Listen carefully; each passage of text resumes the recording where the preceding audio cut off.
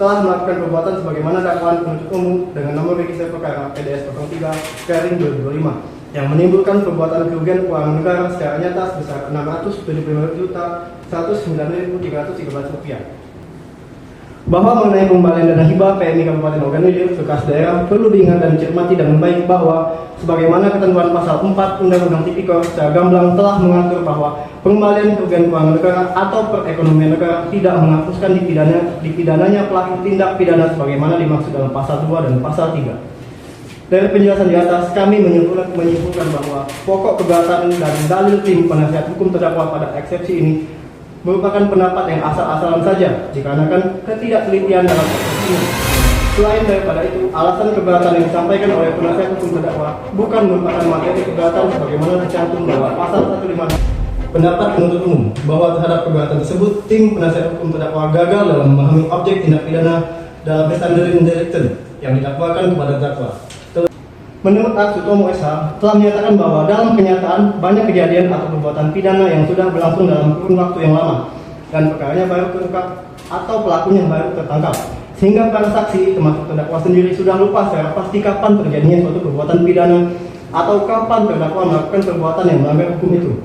Lebih-lebih yang menyangkut jam, hari atau tanggal kejadian. Apabila terjadi keadaan demikian, untuk menghindari kesulitan mengenai penentuan waktu tersebut agar dipertanggungjawabkan secara teknis sesuai kelaziman pembuatan surat dakwaan, biasanya dilengkapi dengan kata-kata atau setidak-tidaknya dan dirangkai dengan kalimat berikutnya yang menggambarkan waktu yang lebih umum. Dengan demikian, atas keberatan yang diajukan oleh penasihat hukum terdakwa tidak berdasar dan sudah sepatutnya dikesampingkan. Kesimpulan, berdasarkan uraian-uraian yang kami sampaikan sebagai pendapat kami atas nota keberatan atau eksepsi yang diajukan oleh terdakwa dengan memperhatikan ketentuan undang-undang yang berkaitan, maka kami jaksa penuntut umum dalam perkara ini sampai pada kesimpulan bahwa surat dakwaan yang kami susun sudah sesuai dengan ketentuan pasal 143 ayat 2 huruf B, huruf A dan B KUHP. Maka sebenarnya tidak ada suatu alasan yuridis agar surat dakwaan yang dinyatakan tidak dapat diterima, di mana surat dakwaan jaksa penuntut umum dengan nomor register perkara PDS 03/06/06/2025 tanggal 18 Juni 2025 telah memenuhi syarat untuk dipergunakan sebagai dasar pemeriksaan perkara ini.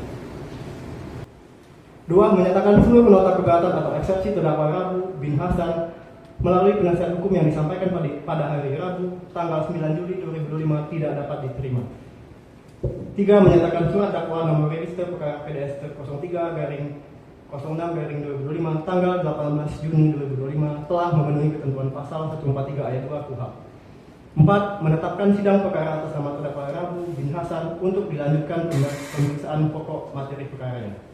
Penutup, demikianlah pendapat kami jaksa penuntut umum atas nota keberatan atau eksepsi terdakwa Rabu bin Hasan melalui penasihat hukumnya terhadap surat dakwaan nomor register perkara PDS 03 tanggal 18 Juni 2025.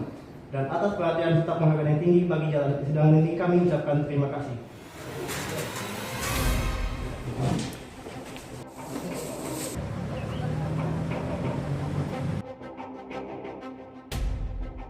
Lur, Jumat pagi ini CMA berada lagi ya di pengadilan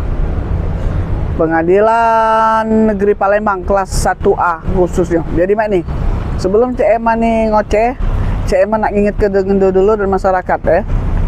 Mungkin kemarin sudah jengok ya, TikTok, medsos berita Sriwijaya, Instagram, YouTube, Facebook, semua situ ada kan ya. Nah, kemarin menceritakan bahwa ada sogok menyogok antara sekretaris dengan Kajari. Nah, mungkin lagi nggak kan ya. Nah, sekarang ini Lur, untuk sidang yang tanggal 9 kemarin dijawab sekarang ini. Sidang ketiga ini Mine. Menjawab eksepsi sidang kedua tanggal 9 Juli kemarin. Nah, jawaban itu sekarang ini. Jumat pagi ini. Yalah, ditolak. Nah, sekarang ini Lur, tolak menolak ini kamu dewe yang nilai yang kage ngapo dan lagi pula Lur masyarakat denger CMA waktu lab pertama aman, lab kedua CMA diusir, nggak boleh, tapi boleh moto kan aneh. Sudah tuh yang sekarang ini dilarang. Nah, ngapolah mak itu kira ya. Jadi cak mana lah pengadilan hukum untuk orang ke bawah, orang menengah, orang ke atas, bingung, tidak ya?